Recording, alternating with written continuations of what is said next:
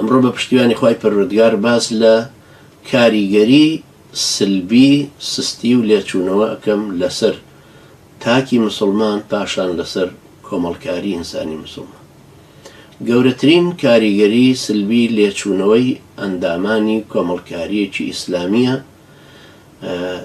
کە تاکەکان وردەوردەوایان لێ دێ دیندارێتیەکەیان کزە بێ ئەنجا کاریگەری دروستەکەن هەریەکە لە ئاستی خۆیەوە لەسەر خودی کۆمەڵکاریەک. سەرەتا دێم باسی ئەوەکەم کە سستی و لێچوونەوە کاریگەری چەند زۆرە، کاریگەری سلبی لەسەر وازهێنانت لەو گەرم و گوڕی بانگەواز و دەرس خوێندن و هیمەتی بەرزی جیهادیەکەت و ئەوان. چونکە بەڕاستی سستی ئەگەر چارەسەر نەکرا بەرەو لێچوونەوە بڕوە، لێچوونەوە کە یعنی پووکانەوەی دیندارێتی و پوچەڵبوونی ئیمان، ڕۆشتن بەرەو جاهیلیەت، سەرەتا ئەشە بچی بەرەو سیستمی جاهیلی، بەرەو گومانی جاهیلی، بەرەو هەستی جاهیلی، بەرەو دیاردەی جاهیلی وەکو سفور بوون. بەڵام دوایی ئەم بەردەوام بوونە ئەدگێنێتە کوفر و هەڵگەڕانەوە لە دین.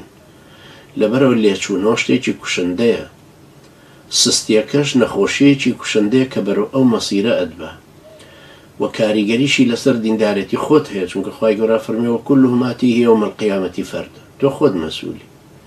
تاچێک بی لە ناو حیزبێکی ئیسلامی لە ڕێکخراوێکی مسلمانە، لە ناو کۆمەڵایەتێکی ئیسلامیە ئیش و کار بێ بەڕێوە لەگەڵ مەجموعەیەکی ترە، کاریگەری ئەم سستی و لێچوونەوەی خۆت هەر لەسەر خۆت زیاترە بە دەرەجەی ڕئیسی.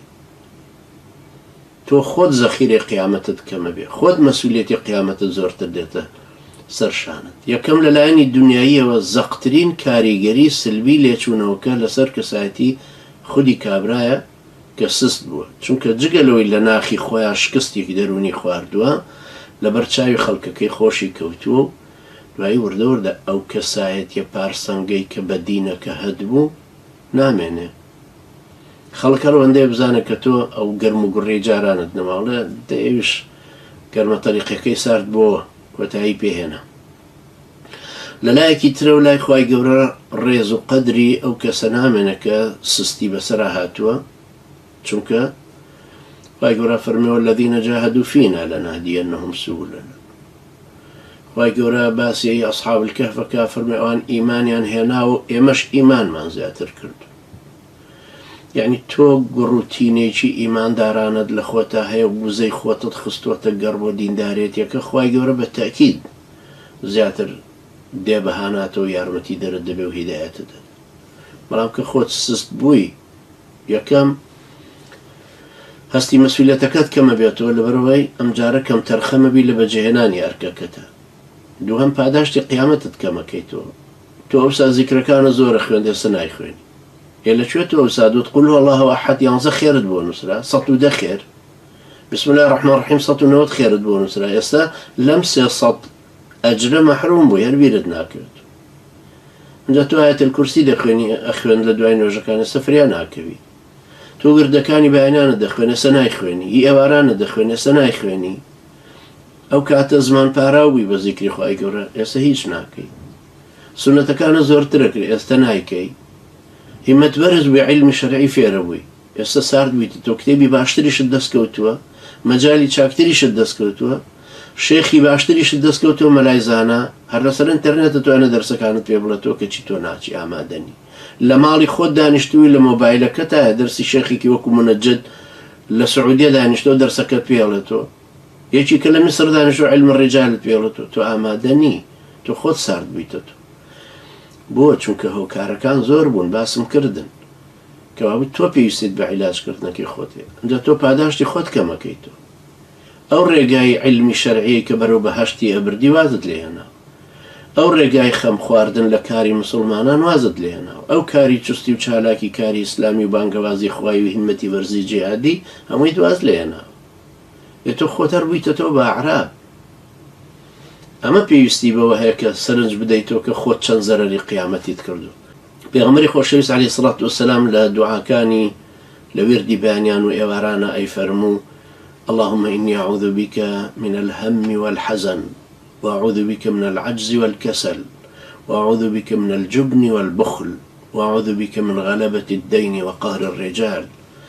حديثي صحيح أبو داود رواياتي كردو شيخي ألباني رحمة خالي بابا صحيح دانا ولا كتابي كبائر شا هات ولا إمام ذهبي رحمة خالي أفرمي خواه فأنا أقرم بتو للسستي وتمالي اللهم إني أعوذ بك من الهم والحزن فأنا أقرم بتو لخفت خواردن لبجارة وخمو خفت خواردن وبنا أقرم بتو لسستي ولتمالي العجز والكسل فأنا أقرم بتو لترسنوكي ولبيسكي توبزانا أم صفتانا ما نشان بسراهات ويستا فأنا أقرم بتو لقرزبوني كولي قرزاري زليلي جردستي بياوان دا تو تماشات چی من بسر نهاتو لمانا ام خمو خفت زوريك همان ام سستي و لاوازي و تماليك الرويتي كردوين ام ترسنوچي و بيسكيك لدلو درون مانايا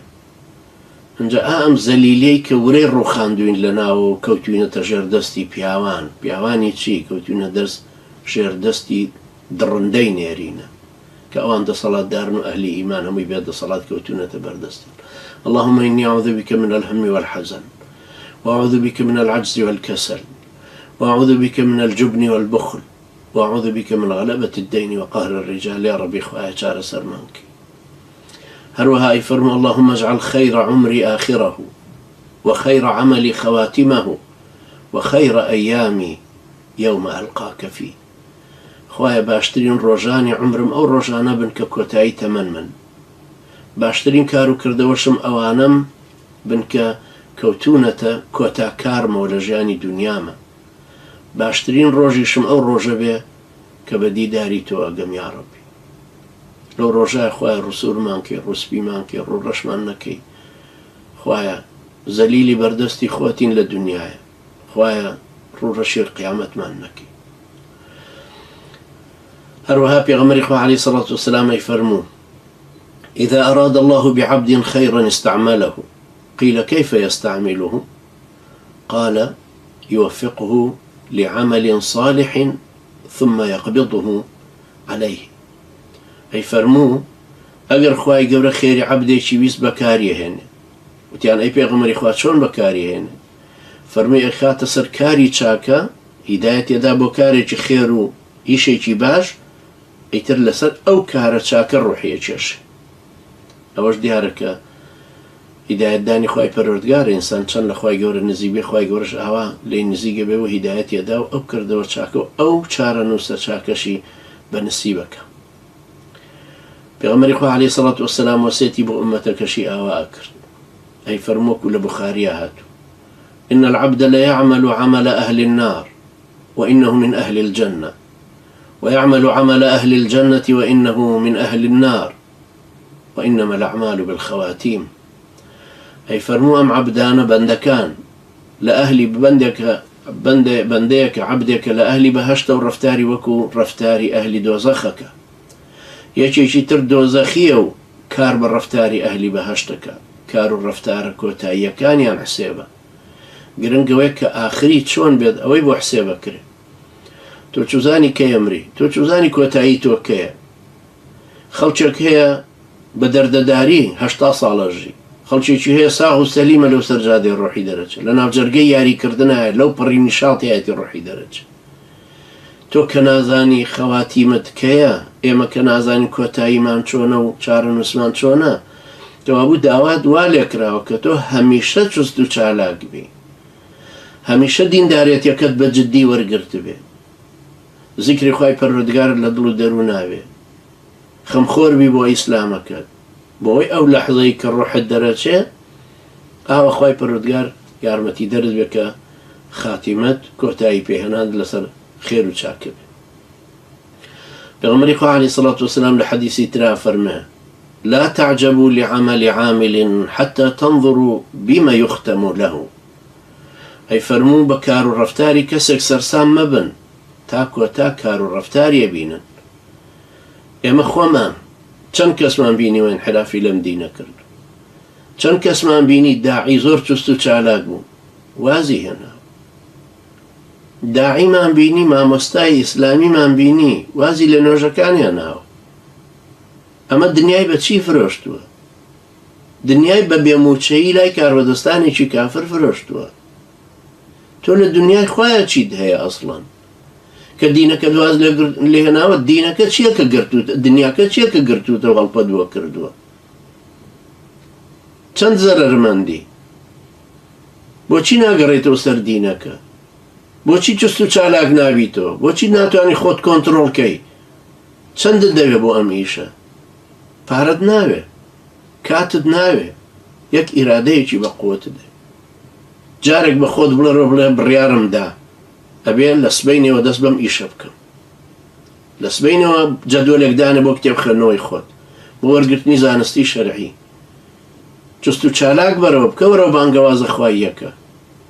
هەستی مەسئولیت لە خۆتا دروستکەرەوە. بڵێ باشە ئەگەر ئێمە هەوڵ بۆ دینەکە نەدەین، ئەی باشە چێ هەوڵی بۆدا؟ بۆ تۆ چاو لە هەموو مسلمانانی جیهان نییە چۆنە بن بە ژمارەیەکی قورسی هاوکێشە سیاسیەکانی وڵاتەکانیان. ئەی تۆ بۆ وان لێ نایە؟ خەڵک نابینی لە چ معاناتێکەوە سەر دەرەهێنێ؟ تۆ چ زەختێکرد لەسەرە؟ بۆچی ناتوانیت ئەهیمەتێکت هەبێ و خەمی ئەم ئیسلامت لەبەر بێ و بکەویتەوە کارکردنی ئیسلامی؟ تۆ پێشتر زانیوتە، ئەشت زانی کاری ئیسلامی چەند خۆشە، ئەتزانی بەرهەمەکەشی چەند گەورەیە، ئەتزانی کۆمەڵکاری مسلمانان و هێزی جیهادیان چەند کاریگەر بوو لەو زەمانەیە کە هاوسەنگی دروستە کرد. وەشزانی ئێستا چ زیانێکی گەورە لە هەموو مسلمانانی کورد کەوتووە. لە یەک جار بڕیارێکی مسلمانانە بدە و ئیرادەت بە قووەت بێتەوە، تەماشای خۆت بکەرە و ئەو بڕیارە بدە بڵێ وا من دەستم پێ کردەوە. گشتگیرانە ئیسلامەتیەکەش وەرگرە. خوای گەورەش یارمەتی دەرمان بێ. یاوەرانی پێغەمبەری خوا عەلەیهی سەڵات وەسەلام ئاوا پەروەردەبوو بوون. کەسێکی وەکو سەیدنا عەبدوڵای کوڕی مەسعود خوا لێ ڕازی بە کە گەیشتە نەخۆشی مەرگی، سی سەرەمەرجی، بینرا ئەگریا. فەرمووی لەبەرەوە ئەگریم کە لە کاتێک کە ئاکامی مەرگم گەیشتۆتێ و ئەجەلم هاتووە کە سست بووم و توانام نەماوە. لەو کاتانە ئەجەلم نەهات کە چست و چالاک بووم و گەنج بووم. یعنی مەبەستیەوە بوو لە سەردەمی پیرێتیەکەیەوە ئەجەلی هاتووە کە ئیتر لە زیکرەکانی چست و چالاک نەماوە، لە عیبادەتیان، لە جیهادکردنیان، لە مقاومەکردنیان. عەبدوڵای کوڕی مەسعود خوا لێ ڕازی بێ لە ئەوائیلی ئەو کەسانێک کە لە یاوەران مسلمان بوو بوون، یا کەم کەسیش بوو کە سوورەی ڕەحمانی خوێندەوە لە کەعبە و لێیاندا. خەمی ئەوەی بوو کەوا ئێستا بە پیری ئەمرێ، کەوا بوو تۆ هەتاوەکو گەنجی زەخیرەی قیامەتت دانێ، هەتا گەنجی کۆڵی مەسئولیەتی ئەم دینە هەڵگرە. با بە وزەی تۆ، بە توانای تۆ و براکانت و هاوڕێیانت و ئەوانەی کە کۆمەڵکارن لەگەڵ تا ئەم ئیسلامە بچێتە پێشتر. سستی کاریگەری زۆر گەورەی هەیە لەسەر دیندارەتی هەر یەکێکمان. بۆیە بێ وەکو باخەوان تەماشای ئیمانی خۆمان بکەین، تەماشای عیبادەتەکان، تەماشای چست و چالاکیمان بکەین. چۆن باخەوانێک، پاسەوانێک، حرەسێک، شوانێک چاو غافڵکە لەوانەی کە لە بەردەستیان زەرەری گەوریان لێکەوێت. ئێمەش ئەبێ وابین بۆ ئەم ئیمان و دینە. ئەبێ ئاوا تەماشای دیندارەتی خۆمان بکەین، پاشان ئاواش تەماشای براکانی دەوروبەرمان بکەین، بۆ ئەگەر خۆمان چست و چالاک بووین نێڵین ئەوان سستی بیانگرێ. ئەمە کاریگەری سلبی سستی و لێچوونە بوو لەسەر تاکتاکی مسلمانان.